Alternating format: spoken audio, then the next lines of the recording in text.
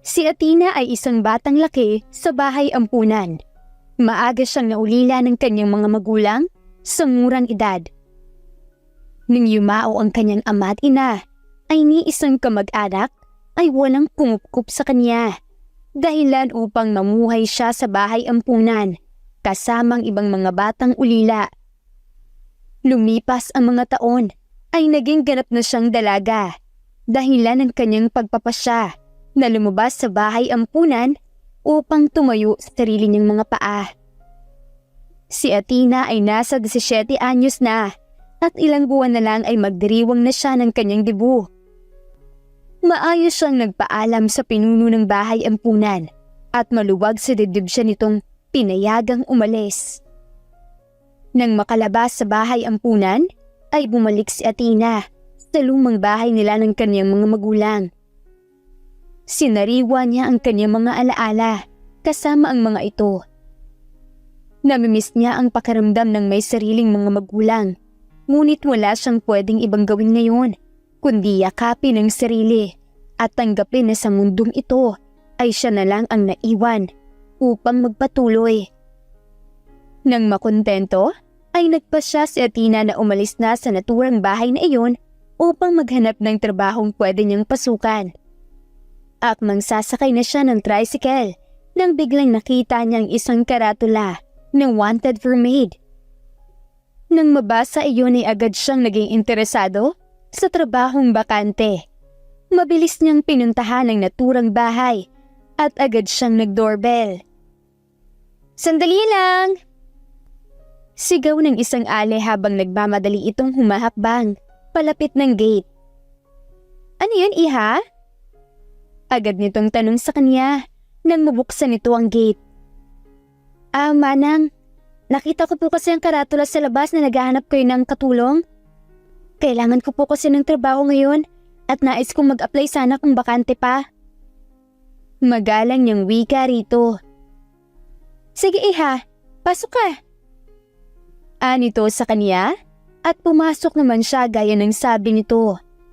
Sa balkonahe ay doon siya pinaupo ng ginang. "Iha, may biodata ka ba o resume? Dala mo ba ang mga kailangan para makakuha ka ng trabaho dito sa loob ng bahay na ito, kagaya ng police clearance? Kasi kapag wala ka nun dito ay hindi kita tatanggapin dahil para sa amin ay mahalaga ang kaligtasan namin bago kami magpapasok ng bagong kasambahay dito. Alam mo na, maraming sinungaling ng mga tao ngayon. Hindi ka naman magsisisi sa mga requirements sa kailangan namin dahil magandang pasahod dito ni Sir." Nito sa kanya at alanganin siyang napangiwi nang mapagtantong ni isa sa mga nabanggit nito ay wala siyang dala. "Manang, kung ganun ay hindi ako tanggap sa trabaho ito. Wala akong dala sa ni isa sa mga nabanggit mo. Lumaki kasi ako sa bahay ampunan at kalalabas ko lang ngayon. Paalis sana ako na makita akong karatula ninyo. Pasensya na lang po sa abala." Aniya, tsaka tumayo at tinalikuran ng ginang. "Iha, sandali lang." Tigil nito sa kanya at nilingon niya ito nang may pagtatanong sa kanyang mga mata. "Bakit po?" Iha, tanggap ka na." Saad nito sa kanya na ikinalaki ng mga ngiti niya sa labi. "Talaga po? Sigurado po ba kayo? Tanggap na po ako sa trabahong to? Seryoso po? Pero wala akong kahit anong dala sa ni isa sa mga binanggit niyo." Paninigurado niya rito habang nakaukit pa rin sa kanyang mga labi ang saya at tuwa. "Ayos lang iyon. Hinahanap lang naman namin yun para sa kaligtasan namin. Kung sinasabi mong kalalabas mo pa lang sa isang bahay ampunan nasisigurado kung isa kang mabuting bata." Nito sa kanya at dahil sa kasiyahan ay napayakap siya sa matanda at buong pusong nagpasalamat. Simula ng araw na iyon ay mas nagtatrabaho si Athena sa malaking mansyon.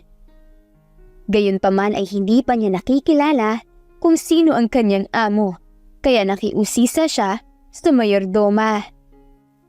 "Manang, pwede po ba kayong matanong?" Aniya rito at binigyan siya nito ng pansin. Ano iyon, Athena? May hindi ka ba alam sa mga ipinag-uutos ko sa'yo? Wala naman po. Katunayan nga po tapos ka ng trabaho ko. May itatanong lang po sana ako. Halos 2 linggo na po kasi ako nagtatrabaho dito. Pero ni minsan ay hindi ko pa nakikita ang amo natin. Sino-sino po ba sila? Abal lang amo natin, Athena. Nasa Spain si Sir at busy yun sa pagpapatakbo ng kumpanyang naiwan sa kanya. Tumatawag lang si Sir dito upang mangamusta. Huwag kang mag-alala. Makikilala mo rin siya dahil kada Pasko at New Year ay umuwi siya dito upang magdiwang kasama ang mga katiwala niya. Tura nito sa kanya. Siya? Isa lang ang amo natin?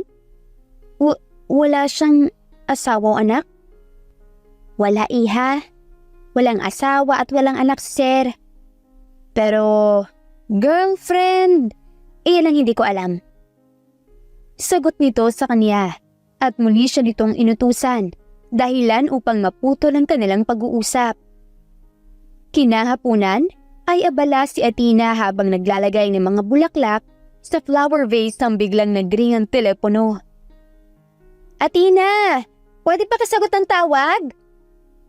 Sigaw nito sa kanya at agad niyang sinagot ang telepono. Hello po? Sino po ito? Manang Betty? Takang tanong ng binata sa kabilang linya dahil ang tinig na sumagot sa kanya ay hindi pamilyar.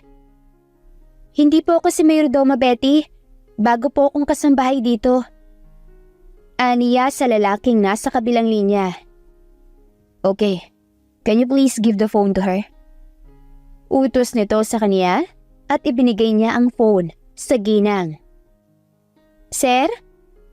Wika ng ginang sa kabilang linya. Betty, nakakuha ka na pala ng bagong katulong. Pero bakit hindi mo sinabi sa akin agad? Sir, sabi mo lagi lang naming hintayin ang tawag mo dito sa mansyon. Kaya iyon ang ginawa ko. Rason nito sa kaniya at napabuntong hininga ang binata. Okay, I understand. Who is she? Athena po. Saad nito. Athena what? Nakakunot noong wika ng binata sa kabilang linya nang marinig ang pamilyar na pangalan ng isang babae. Babae po siya, sir. Hindi yan ang ibig kong sabihin. I'm asking her last name. Letrang A po. Tura nito sa amo at napahilot ng ulo ang binata sa naging turan sa kanya ng kanyang kasambahay. Hindi ang huling letra ng pangalan niyang ibig kong sabihin. What I'm asking is kung ano ang apelido niya. Konsumisyon itong turan sa kasambahay. Ay, yun po pala, sir. Bakit niyo po kasi hindi kinumpleto ang tanong ninyo? Athena po, Athena Aguilar. Tura nito sa kanya at nang marinig ang pangalan ng dalaga ay hindi na hinintay ni Norman na sumagot pa ang kanyang katiwala. Bagkus ay ibinaba niya agad ang hawak niyang telepono. Ano nangyari? Binabaan ba naman ako ng tawag? Saad ng mayordoma at isinuwalang bahala na lang niya ang inakto nito. Habang sa kabilang banda naman ay agad na kumuha ng flight si Norman pauwi ng Pinas. Hindi ito ang saktong panahon at oras para sa kanya na umuwi, ngunit nais niyang makasigurado kung si Athena Aguilar ba at ang babaeng kay tagal na niyang hinahanap ay iisa. Lumipas ang mahabang oras ay nagulantang ang lahat ng mga naninilbihan sa mansyon nang biglang pumasok ang kotse ni Norman sa malaking gate. Si Sir! Mahinang bigkas ng ginang habang kinikilala kung kay Sir Norman nga ba talaga niya ang kotseng kanyang nakita o nananaginip lang siya. Hindi kasi gawain ni Norman ang muwi ng mas maaga sa Pasko. Wala namang emergency sa mansyon upang mapauwi ito ng maaga. Mga kasama, si Sir! Nandito si Sir! Sigaw ng ginang nang mapagtantong hindi siya nagkakamali sa kanyang nakikita. Lucio, sabihan mo ang lahat na nandito si Sir. Sabihan mo sila na magtipon-tipon ng lahat upang salubungin ang boss natin. Bilis! Utos nito sa hardinero at agad siya nitong sinunod. Ang buong mansyon ay nagkagulo nang malamang dumating na ang kanilang amo. Lahat ay masaya at excited para sa pagbabalik ng binata. Habang si Athena naman ay nagtataka kung bakit gano'n na lang ang reaksyon ng lahat sa pagdating ng kanilang amo na para itong prinsipe kung ituring ng lahat. Baguhan, ibaba mo na muna yung vase at pumunta ka na rito upang salubungin si Sir. Dali! Utos sa kanya ng hardinero at sumunod siya rito.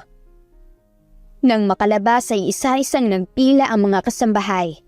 Nakayuko ang lahat at nagbibigay galang sa bagong dating na binata. Nagtataka man si Athena, ngunit nakipila din siya at yumuko, kagaya ng lahat. Magandang araw at maligayang pagdating, senyorito! Sabay-sabay na wika ng lahat. Magandang araw din sa inyo. Simpleng sagot ng binata habang ang mga kasambahay ay nanatiling nakayuko. Habang inihahakbang ng binata ang kanyang mga paa at isa-isang tinitigan ng kanyang mga katiwala na tila ba ay kinikilala niya ang bawat isa sa mga ito. Naramdaman ni Athena na nakatitig sa kanya ang binata. Gayunpaman ay hindi niya iniangat ang kanyang ulo at nanatili siyang nakayuko. Hanggang sa tumapat ang sapatos nito sa kanyang kinatatayuan at batid niyang nakaharap ito sa kanya. Look at me and show me your face. Malamig, ngunit madimanda nitong utos sa kanya. Dahan-dahan namang iniangat ni Athena ang kanyang mukha sa binata at bumungad sa kanyang mga mata. Ang gwapo nitong mukha. Ang mukha nito ay maamo, kabaliktaran sa boses itong malamig at brosko. Dahil sa kagupuhan ito, ay namangha siya at mabilis na humanga. Nababati din niya na ang katawan nito ay napakakisig. Naka-t-shirt lang ito ng malaki at maluwag na damit, ngunit bumabakat pa rin ng mahulma nitong dibdib. Athena, ano ka ba? Boss mo yan. Bawal kang makaramdam ng higit pa sa paghanga. Staway niya sa kanyang sarili nang maramdaman ang pagbilis ng pagpintig ng kanyang puso. Habang ang mga mata nito, para sa kanya, ay matulis na parabang kinikilala siya nito mula ulo hanggang paa. Medyo pamilyar din para kay Athena ang itsura ng lalaki, ngunit hindi niya alam kung kailan at saan niya ito nakita. Tell me your name. Maikling utos nito sa kanya. Po? Paglilinaw na tanong niya rito dahil kung makapagsalita ito sa harapan niya ngayon ay parang may mali siyang nagawa. I said tell me your name. Muling sambit nito sa kanya. Ako si Athena Aguilar. Taga rito din ako sa lugar na ito noon pero... Sagot niya at hindi na niya nagawang magpatuloy pa sa nais niyang sabihin nang bigla na lang siya nitong yakapin ng sobrang higpit. Sir? Nauutal niyang bigkas sa biglaang pagyakap nito sa kanya. Maging ang mayordoma at ibang mga kasambahay ay nagulantang din sa kanilang nakita. Magkakilala na ba silang dalawa? Tanong sa isipan ng halos lahat ng mga kasambahay. Habang pinagmamasdan ang mga ito na magkayakap. I've been looking for you for a very long time, Athena. Masaya ako at nakita na kitang muli. Aniya sa dalaga na ipinagtaka nito. Ano yung sinasabi niya? Matagal na niya akong hinahanap? Pero bakit? Tanong sa kanyang isipan at kumalas mula sa pagkakayakap ng binata. Sir, pasensya na po pero hindi ko alam yung sinasabi mo. Baka ibang Athena pong hinahanap ninyo dahil lumaki ako sa bahay ampunan. At sa bahay na iyon ay hindi kita nakita o nakilala. Kaya baka nagkakamali ka lang po. Aniya sa kaniyang amo at malamlam itong napatitig sa kanya na punong-puno ng pagtataka. Don't you remember me, Athena? Seryoso niyang saad dito. Habang tinititigan niya ang binata, ay batid niyang umaasa ito na makakarinig ito ng sagot na inaasahan nito mula sa kanya. Medyo pamilyar sa kanya ang mukha ng binata, ngunit hindi niya ito maalala at makilala. Pasensya na po sir, pero hindi po talaga kita maalala dahil marahil ay hindi pa po tayo nagkita. Aniya rito. Yes, correct. Maybe I was all wrong. Baka nagkamali lang ako sa buong pag-aakala ko na ikaw ang babaeng yun. Pasensya ka na sa inakto ko kanina. Anito sa kanya at hindi na nila pinalalim ang usapan.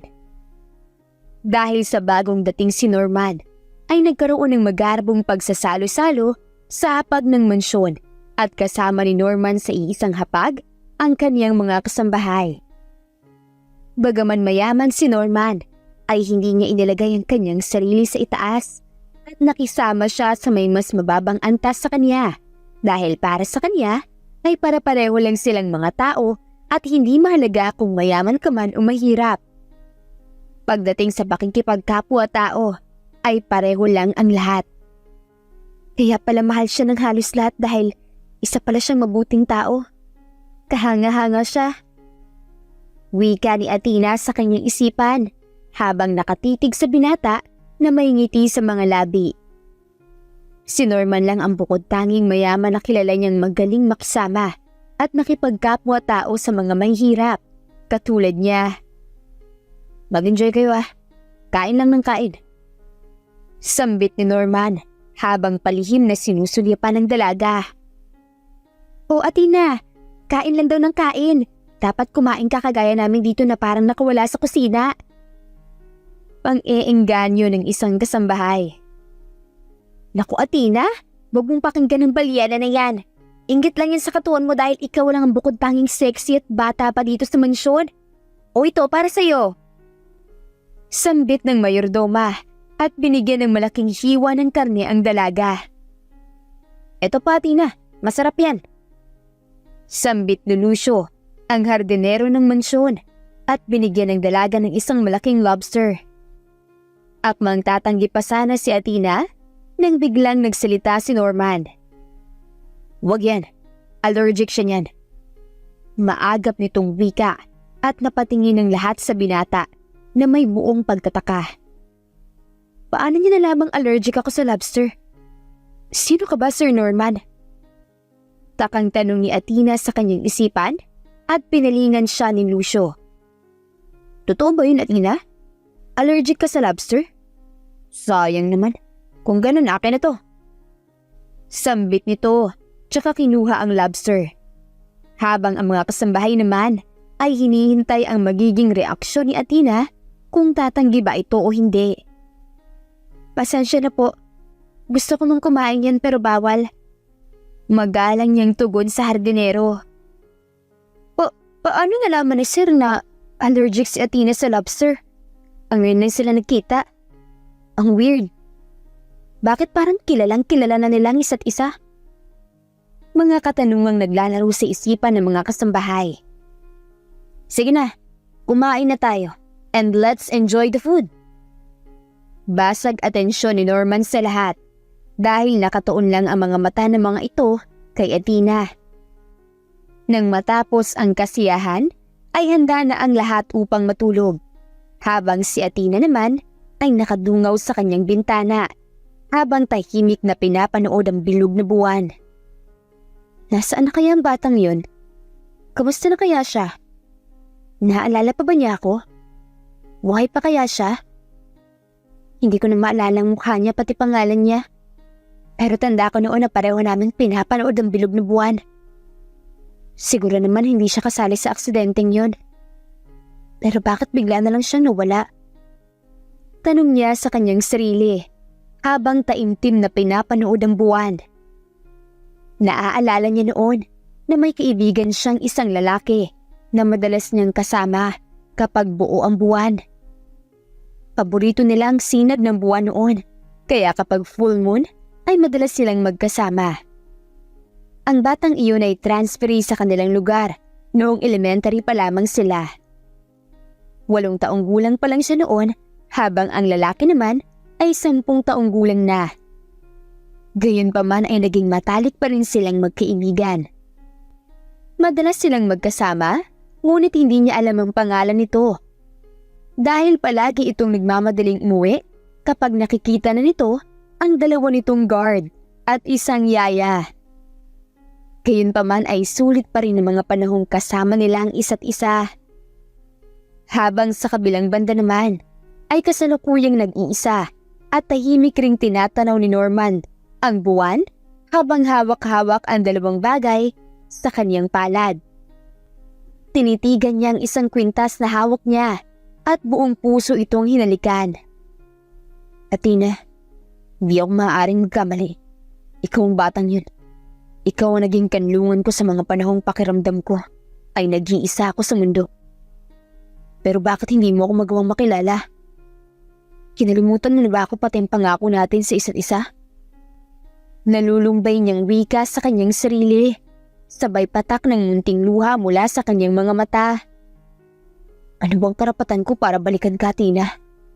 Ano bang mukha ang ihaharap ko sa'yo kung malalaman mo ang buong katotohanan? Na akong dahilan kung bakit ka nag-iisa. Na akong dahilan kung bakit mo kinailangan na harapin ang sakit na iyon ng mag-isa. Kasalanan ko ang lahat, Athena. Patawarin mo sana ako dahil hanggang ngayon ay hindi ko pa rin magawang patawarin ng sarili ko sa lahat ng naging kasalanan ko sa'yo. Kulang ang buhay ko para maging kabayaran, Athena. Nangako ko sa kanya na ako mag-aalaga sa'yo, Athena. At kailangan kong tuparin ang pangakong yan dahil mahalaga ka sa akin. Sa aming dalawa.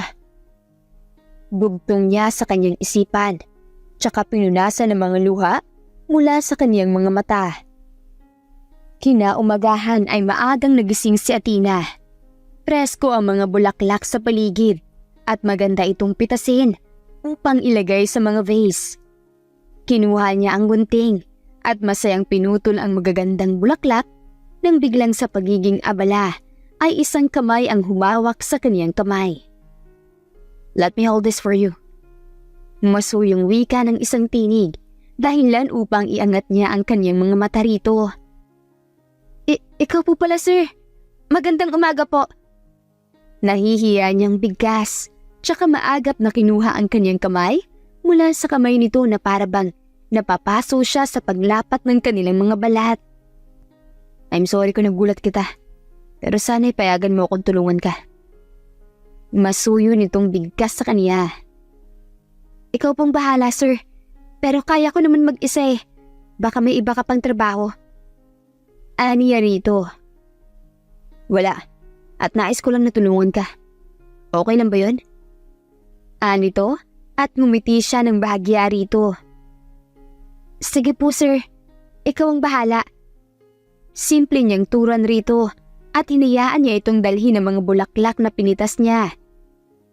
Nang matapos nilang mamitas, ay nakasunod pa rin si Norman sa kanya sa bawat vase na nais niyang lagyan ng bulaklak. Athena, may tanong ako.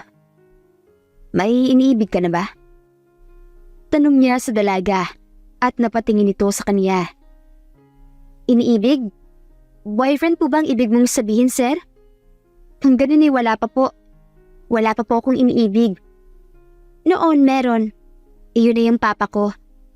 Mahal na mahal ko si papa at siyang bukod tangi kong minamahal. Aniya na may kinang sa mga mata habang ikinukwento sa binata ang kanyang ama. Wow, sa itsura mo ngayon parang sobrang mahal na mahal mong papa mo ah. Parang walang ibang lalaki ang makakapantay sa kanya. Simpleng turan niya sa dalaga habang may kirot sa kanyang puso at hindi niya maiwasan ang makonsensya rito. Aba oo naman, walang makakapantay sa papa ko. Isa siyang matapang na papa at idol na idol ko siya. Alam mo ba na marami na siyang iniligtas na buhay dahil sa katapangan niya? Isang magiting na tao ang papa ko. Minsan nag-aaway sila ni mama dahil hindi gusto ni mama ang trabaho ni papa. Ngunit hindi nakikinig si papa kay mama, kaya madalas sila nag-aaway. Talagang matapang si papa eh, at gusto niya ang trabaho niya. Masaya siya na makatulong sa iba. Ganado at maiderhiya nitong kwento. Ngunit bigla na lang nagbago ang imahe ng dalaga nang may numuong luha mula sa kanyang mga mata at hindi na niya nais pang magkwento. Pasensya ka na, sir. Namimiss ko lang ang papa ko. Aniya, sabay patak ng mga luha mula sa kanyang mga mata. Namimiss mo ang papa mo? Bakit? Anong nangyari sa kanya? Aniya sa dalaga at nagpunas ito ng munting luha sa kanyang mga mata bago ito nagsalitang muli. Wala na kasi si papa ko. Bata pa ako nang iwanan niya ako. Mga nasa 8 taong gulang pa ako noong nawala siya sa amin. Dahil sa pagkawala niya, ay hindi iyon nakayanan ni mama. Mahal na mahal ni mama si papa kaya na-depress siya. Araw-araw at gabi-gabi siyang umiiyak habang hawak-hawak ang damit ni papa. At dahil doon ay hindi na kinayanan ng katawan niya ang pagpapabaya niya sa kanyang sarili. Sumuko si mama sa buhay habang hindi niya naiisip na nasa tabi pa rin niya ako. Iniwan na ako ni papa at maging si mama. Biglaan kasing nangyari. Dumating si papa para sa akin at iniligtas niya ako mula sa aksidente na yon. Pero matapos niya akong iligtas ay may binalikan pa siya at sabi niya ay may nangangailangan pa doon ng tulong niya sa loob. Iniwan niya ako kay mama upang iligtas ang taong yon. Pero hindi na bumalik si papa. Hindi na siya bumalik sa amin ni mama ng buhay.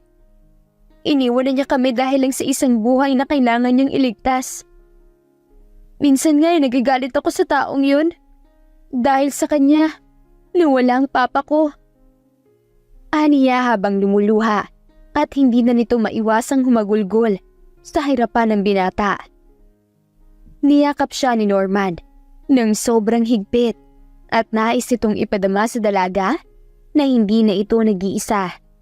Na anumang oras ay handa niya itong damayan sa lahat ng sakit at pighati nito.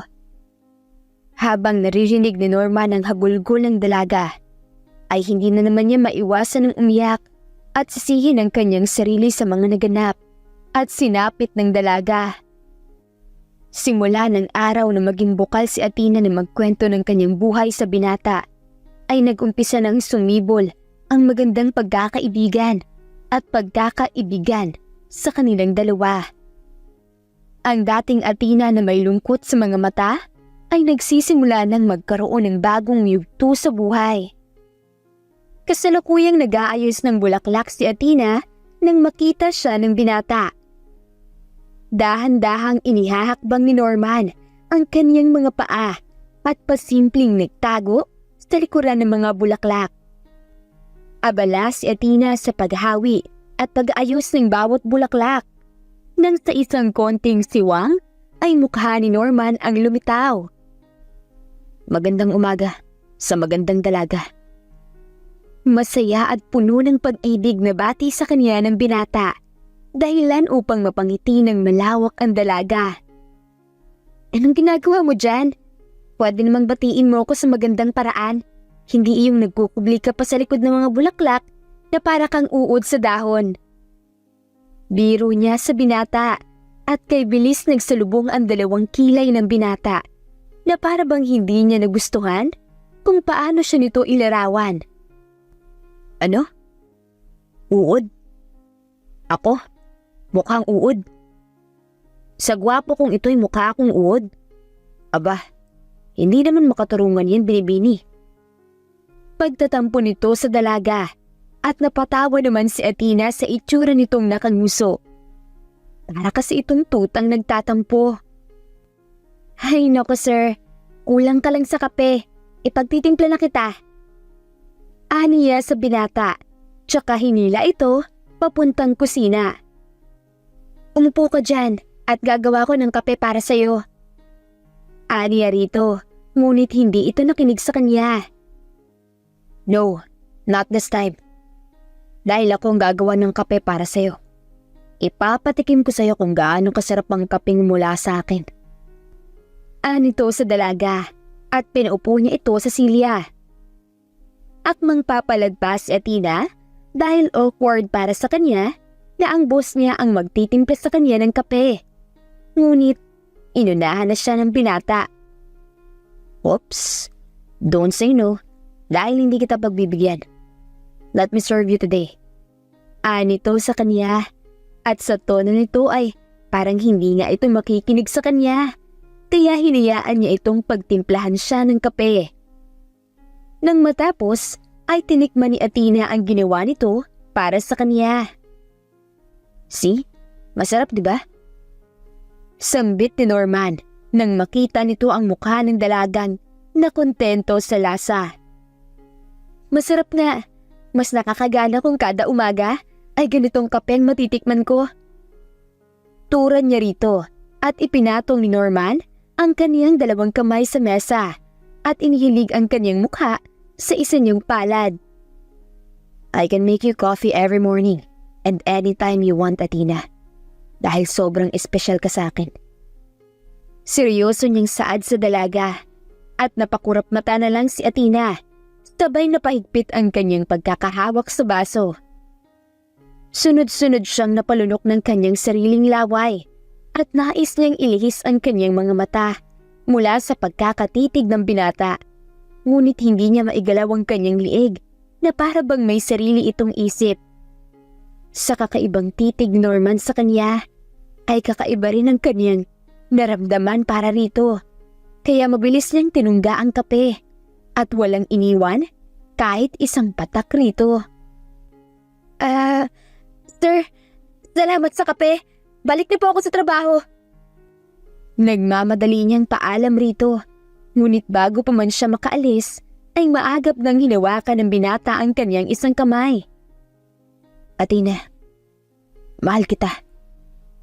Buong loob niyang pag-amin dito ng tunay niyang nararamdaman. At nilingon siya nito. Sir, hindi po ako nababagay sa inyo. Isa lang po akong kasambahay rito at wala akong karapatan na mahalin mo. Tanggi niya sa pag-ibig nito. Saksi ang bilog na buwan na sa ilalim nito ay ikaw at ako ang nagsusumpaan na balang araw ay isusuot natin ang singsing na simbolo ng ating pagmamahalan. Aniya sa dalaga at mga alaala ang bumalik sa isipan nito. Mga alaala na pinipilit niyang kalimutan. Pamilyar sa kanya ang mga katagang binitawan nito, ngunit hindi ito malinaw sa kaniyang alaala. Hindi ko alam ang mga pinagsabi mo, sir. Aniya at kinuha ang kanyang mga kamay mula rito. Ngunit naagaw ang kanyang atensyon ng isang necklace na suot nito. Ito ay isang uri ng kwintas na kalahating buwan. Bakit siya may ganyan? Hindi kaya... Aniya sa kanyang isipan, tsaka iniling ang kanyang ulo. Hindi, ayaw ko nang maalala ang lahat. Gusto ko nang kalimutan ang lahat. Dugtong niya sa kanyang isipan, bago tuluyang iniwan ng binata. Athena, kinalimutan mo na ba talaga ako? O nagpapanggap ka lang na nakalimutan mo na ang lahat dahil bigla kitang iniwan? Sambit ng binata sa kanyang isipan at umaasang muli siyang makikilala ng dalaga. Kinagabihan ay bilog na naman ang buwan. Kapwa nakadungaw ang dalawa sa kani-kanilang mga kwarto. Habang nakatanaw si Athena sa buwan, ay sinusubukan niyang alalahanin kung sino si Norman sa buhay niya. Tama, naaalala ko na. Norman din ang pangalan ng batang yon. Nais ko nang kalimutan ang lahat na nagdulot ng sakit sa buhay ko noon. Mula sa pagkamatay ni ama at ni ina. Masakit ang lahat ng mga iyon at nais ko nang kalimutan. Ngunit naaalala ko pa rin ang lahat. Gaano mo na akong magsikap at magpilit na kalimutan ito. Maging ang batang yun ay nais kong kalimutan. Ang isa't isa lang ang naging sandalan namin noon. Bawat nag-aaway sila ama at ina, ay sa kanya ako pumupunta. Bawat araw din na malungkot ang batang yun kapag naaalala niya ang pagkawala ng kanyang mga magulang, ay sa akin siya pumupunta. Pero wala siya noong panahon na higit ko siyang kailangan. Maging siya ay nawala rin ng walang paalam hanggang sa wala nang natira sa akin. Norman, ikaw batang-batang yun ay iisa? Ang kwintas ba na suot mo ay kabiyak ng kwintas na hawak ko? Tanong niya sa kanyang isipan. Kinabukasan ay nagpaalam si Athena sa kanyang mayordoma at agad naman siya nitong pinayagan. Nagtungo ang dalaga sa bahay ampunan at nagpaalam sa nakatataas kung pwede ba siyang pumasok sa dating silid at hindi naman ito pinagkait sa kanya. Nang makapasok sa naturang silid, ay agad na hinanap ni Athena ang nais niya sa loob ng maliit na baul. Nandito lang yun na. Nasaan na ba yun? Aniya sa kanyang sarili at patuloy na kinalkal ang baul. Kalaunan ay nakita niya rin ito. Habang hawak-hawak ang kwintas ng kalahating buwan, ay bumabalik sa kanyang alaala ang kwintas sa suot ng binata at halos kapareho ito ng kwintas niya. Nang makuha ang gusto ay agad siyang umuwi sa mansyon ni Norman at muling nagtrabaho. Sumapit ang gabi ay agad siyang nagpahinga sa kanyang silid. Ngunit hindi siya makatulog, kaya nagpa siyang lumabas at napadpad ang kanyang mga paa sa gilid ng pool. Umupo siya doon at tumingala sa buwan habang hawak-hawak ang kwintas. Masaya ako at nasa tayo pa rin yan, Athena. Sambit ng isang tinig mula sa kanyang likuran at nilingon niya ito. Bakit mo kilala ang kwintas na to? Bakit meron kang ganito? Nagkataon lang ba? Maraming kwintas na ganito kaya maaaring hindi ikaw yon.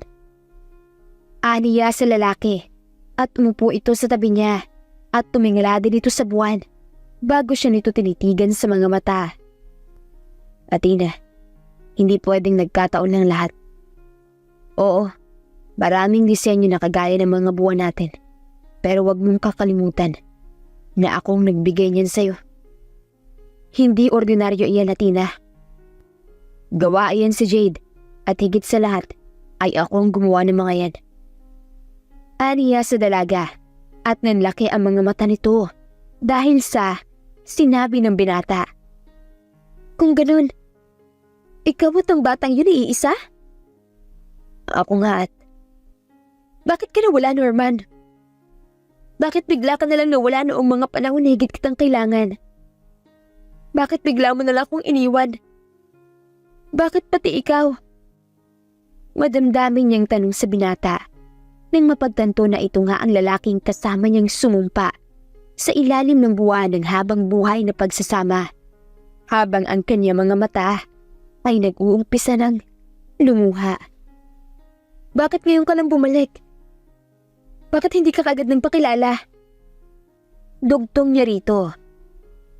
Hinawakan ng binata ang kanyang dalawang kamay at buong puso siya nitong tinitigan sa mga mata.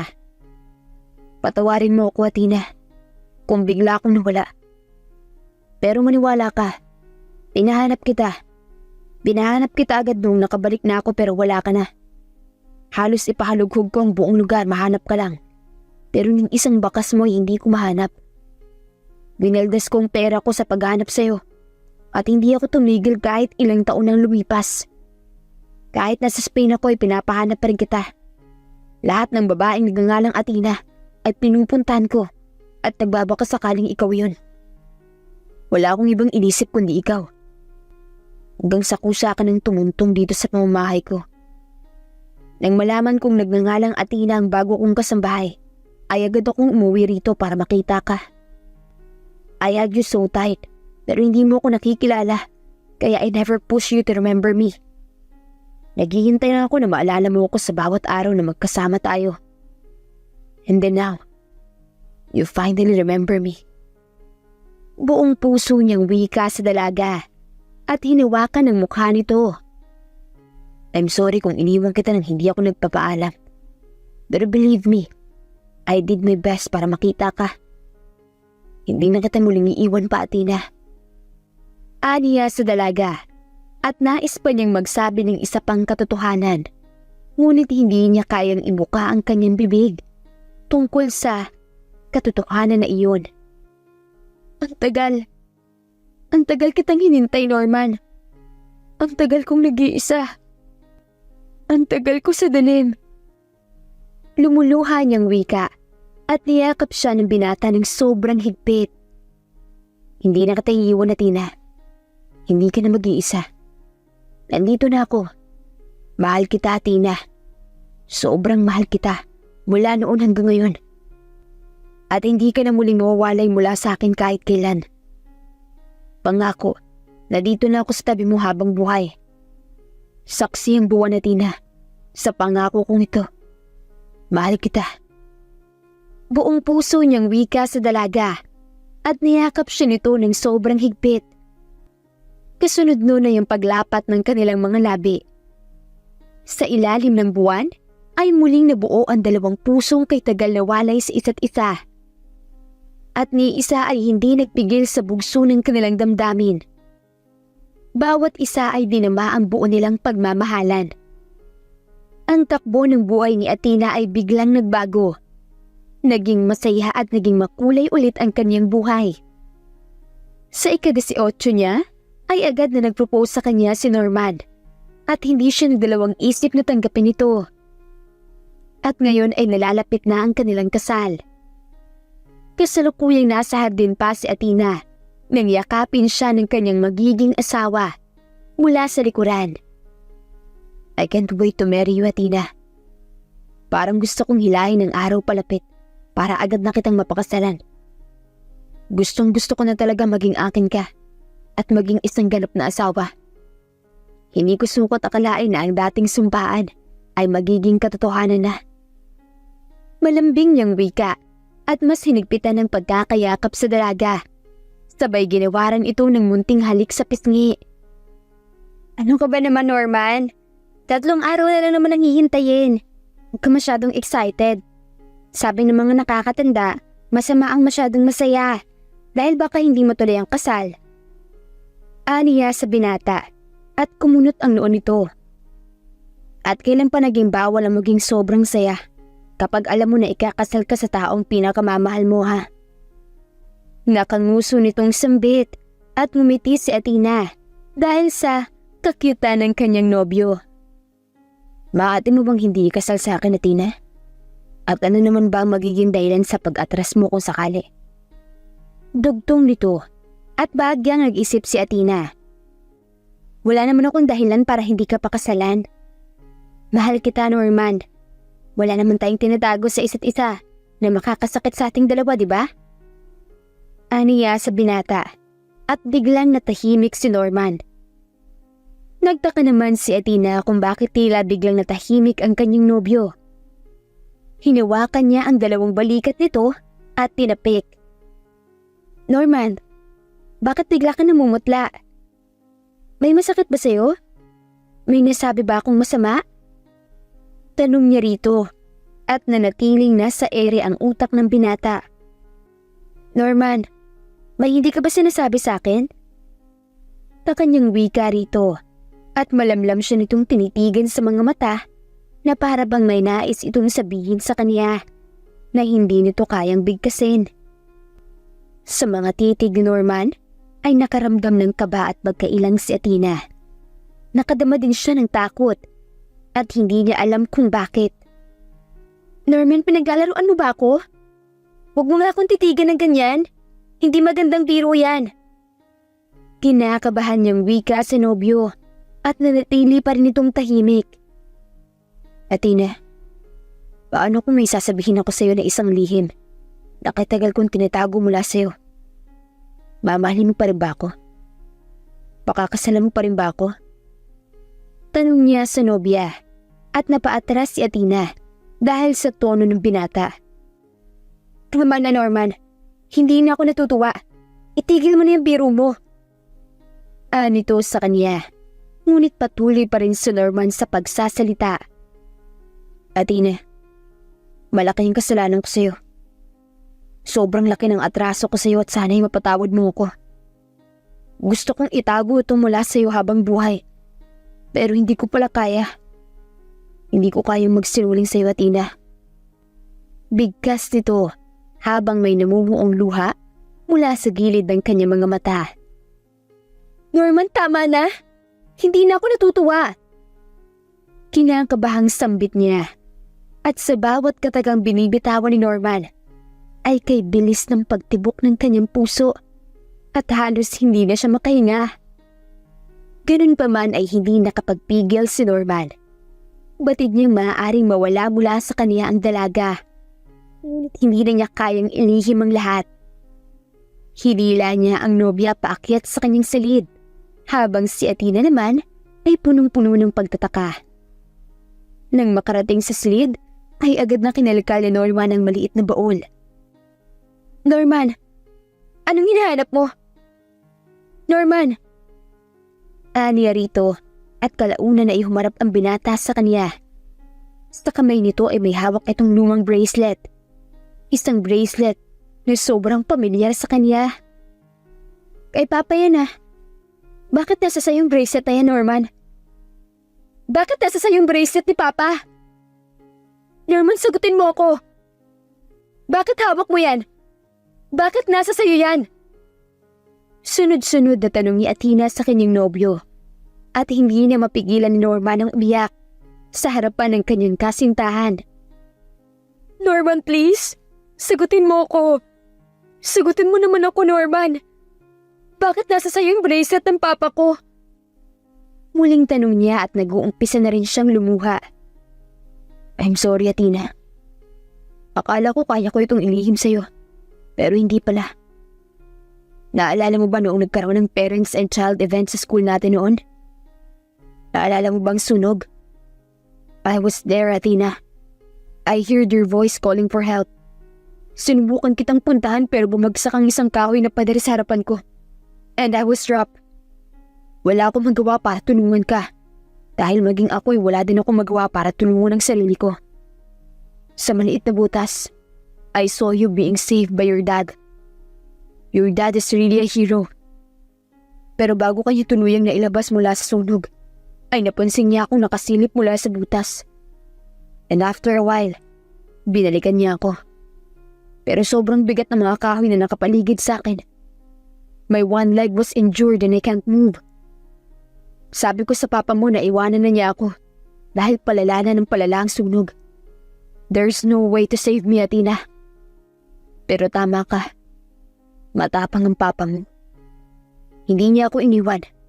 He did his best para mailigtas ako. Humahanga ako sa kanya kagaya mo. He managed to save me, Athena. Akala ko ligtas na kaming dalawa. Pero hindi pa pala. May malaking semento.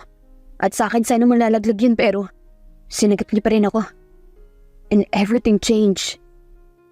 Everything changed at wala kang ginawa? Hagulgol ng dalaga nang may halong pagkamuhi sa tinig nito. I did everything, Athena. Believe me. But I was young and weak back then. Nabagsakan siya ng semento, Athena. His half body can't move dahil naipit yun ng semento. I was holding his hand and I don't want to leave him. Punong-puno siya ng dugo, Athena. I saw him suffering from the pain of saving me. And that hurts me a lot na kailangan mawala ang isang buhay para sa buhay ko. Sabi niya sa akin na hindi na siya magtatagal sa mundo. Tinanggal niya ang bracelet na ito at sabi niya na ibigay ko daw ito sa'yo. Ibinilin ka niya sa akin, Athena. Sabi niya alagaan daw kita dahil ako lang ang nag-iisa mong kaibigan. But I said no. Hindi siya mamamatay but then isang firefighter ang dumating para tulungan ako. Nang makita niyang Papa mo na nangangailangan ng tulong, ay sinumukan niyang iligtas ang Papa mo. But it's too late for him to be saved. Masyado mabigat ang semento, Athena. At nawala na siya ng malay. Ang isang firefighter ay walang ibang nagawa kundi ang ilabas ako. Pero bago pa man ako makalabas, ay nahimatay na ako dahil sa usok. Nang magising ako ay nasa ospital na ako. Nanatili ako sa ospital ng higit 1 linggo. Because I can't move. Hindi ko magalaw ang isa kong paa noon. Deep inside my heart, I was praying na sana ay buhay lang ang Papa mo. Noong gumaling ako ay agad kitang pinuntahan. Pero nang dumating ako sa pamamahay ninyo ay wala ka na. Balita ako lumipat kayo ng bayan dahil nagkasakit ang mama mo. Kung saan-saang bayan kita hinanap pero hindi kita mahagilap. Lumipas sa mga taon ay hindi kita nakita. I keep on searching where you are. Dahil nangako ko sa'yo na hindi kita iiwanan. At nangako ko sa ama mo na aalagaan kita sa abot ng aking makakaya. Pero wala ka, Athena. And I'm sorry Dahil sa akin iniwala ang papa mo. Dahil sa akin iniwalan ka ng pamilya. How I wish na sana'y ako na lang namatay at hindi ang papa mo. Sana'y hindi mo na kailangan maghirap pa. Aniya sa nobya habang hindi napuputol ang mga luhang dumadaloy mula sa kanyang mga mata. Alam mo ba, Norman? Kung gaano ko kinamumuhian ng taong iniligtas ng papa ko para pagbawisan niya ng buhay? Galit na galit ako sa taong yun. Galit na galit ako sa'yo. Dahil sa'yo nawala sa akin ng papa ko. Dahil sa buhay mo ay nawalan ako ng buhay. Nawalan ako ng pamilya. Nawalan ako ng tahanan. Kinisusuklaman kita, Norman. Kinisusuklaman kita. Sana kung ito lang naman ang ibibigay mo sa akin, ay sana hindi mo na ako pinasaya ulit. Okay naman ako eh. Kontento na akong malungkot. Pero ito ka. Tinuruan mo ako kung paano maging masaya ulit. Sana hindi na, Norman. Sana hindi na ako sumaya pa kasama ka. Kung ikaw lang din naman mismo maglalagay sa akin sa malalim na kalungkutan.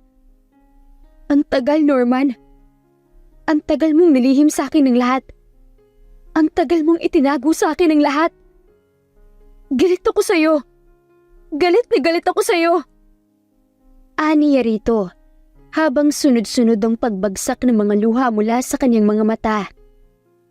Hindi niya lubos akalain na ang taong lubos niyang mahal at ang taong lubos niyang kinapitan ay ang dahilan kung bakit namatay ang pinakamamahal niyang ama. Pakiramdam niya ay pinaglalaruan siya at pinapahirapan ng mundo sa walang tigil nitong pasakit sa kanya. Sa dinami-rami ng ibang taong pwede niyang kamuhian, ay bakit ang taong pinakamamahal pa niya? Athena, I'm sorry. I'm sorry. Paulit-ulit kong sinusubukan na sabihin ang lahat sa'yo. Pero, natatakot ako. Natatakot ako mawala ka sa akin dahil ako ang dahilan kung bakit kinawalan. Ako ang dahilan ng lahat. Hagulgol niya sa harap ng nobya at akmang hahawakan niya ito nang bigla itong lumayo sa kanya. Huwag mo akong hawakan, Norman. Huwag kang lumapit sa akin. Kinamumuhian kita. Alam mo, maghiwalay muna tayo at mag-isip-isip kung itutuloy pa ba natin ang kasal. Mariin itong sambit sa nobyo, tsaka tinalikuran nito. Nais mang pigilan ni Norman ang pag-alis ng kanyang nobya, ngunit wala siyang magagawa. Kung ang paglayo ang tanging paraan nito ngayon upang makaiwas sa sakit na dulot niya. Batid niyang hindi madali para kay Athena ang lahat at isa siya sa mga saksi kung gaano nito kamahal ang ama nito. At maaaring sa pagtalikod ni Athena sa kanya ay baka hindi na ito muling bumalik pa. Gayunpaman ay umaasa siya na kaya nilang lagpasan ang pagsubok sa kanilang pagmamahalan. Simula ng araw na iyon ay hindi pa rin bumabalik si Athena sa mansyon ng binata. Panay ang pagdungaw ni Norman sa bintana at umaasang dadating si Athena dahil bukas na ang kanilang kasal. Nang mapansin ng mayordoma na malungkot ang kanyang amo, habang nakatanaw ito sa malayo, habang hinihintay ang pagbabalik ni Athena, ay nilapitan niya ito. Sir, pahinga po muna kayo. Halos wala kayong tulog sa loob ng ilang araw eh. Nag-aalala na itong wika sa amo. Kaya kong sarili ko. Hihintayin ko siya hanggang sa makabalik siya sa piling ko, manang. Tura nito nang hindi binibigyan ng kahit anong atensyon ng mayordoma. Tinapik nito ang balikat ng amo upang iparamdam dito na hindi pa tapos ang lahat sa pagitan nila ng nobya. Mahal na mahal mo po talaga si Athena, sir, no? Humahanga ako sa pagmamahal mo sa kanya. Kay tagal mo siyang hinanap at ngayon ay hinihintay mo siyang bumalik. Ang pagmamahal mo sa kanya ay sadyang malakas. Kaya naniniwala akong babalik din siya sa iyo, Sir Norman. Naniniwala ako sa pagmamahal ninyong dalawa sa isa't isa. Tunay kanyang mahal, Sir Norman, at patid kong malalampasan niyo itong dalawa. Taus-pusong wika nito at bahagyang ngumiti ang binata. Mahal ko siya. Sobrang mahal ko siya. Bukas, tuloy pa rin ang kasal. Hihintayin ko pa rin ang pagdating niya sa simbahan. Nananalig ako na babalik siya sa akin. Nagtitiwala ako sa kanya, Manang. Alam kong mahal niya ako. Turan niya at buong pusong umaasa sa pagbabalik ng kanyang nobya. Habang sa kabilang banda naman, ay kasalukuyang nag-iisa ngayon si Athena sa puntod ng kanyang mga magulang. Habang lumuluha, ang kanyang isipan ay puno ng pagtatanong kung bakit kinakailangan pa niyang maging mag-isa sa mundo. Kung bakit sa dinami-rami ng mga tao, ay bakit si Norman pa ang magiging dahilan ng kanyang pag-iisa. Inilaan ni Athena ang kanyang buong panahon sa puntod ng kanyang mga magulang habang nag-iisip tungkol sa lahat ng mga nangyayari sa ikot ng kanyang buhay. Si Norman na lang ang meron siya. Malinaw na ang kanyang puso ay tumitubok lamang para rito.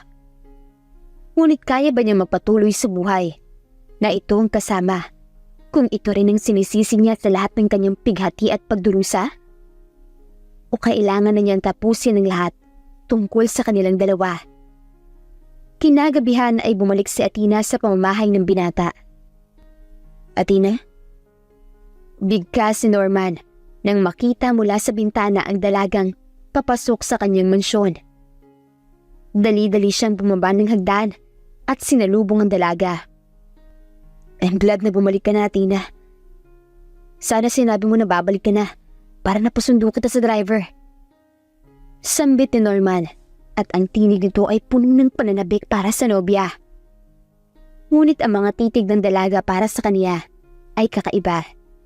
Napakainit at napakaseryoso ng bawat titig nito. At ni isang pagkurap ay hindi nito ginawa. Bagkus ay bumuntong hininga ito ng napakalalim bago nagsalita. Nandito ako, Norman, para tapusin ang lahat. Diretsahan nitong bigkas na ikinalamig ng mga paa ng binata na animoy binuhusan siya ng nagyayelong tubig at maging ang mga labi nito ay biglang namutla.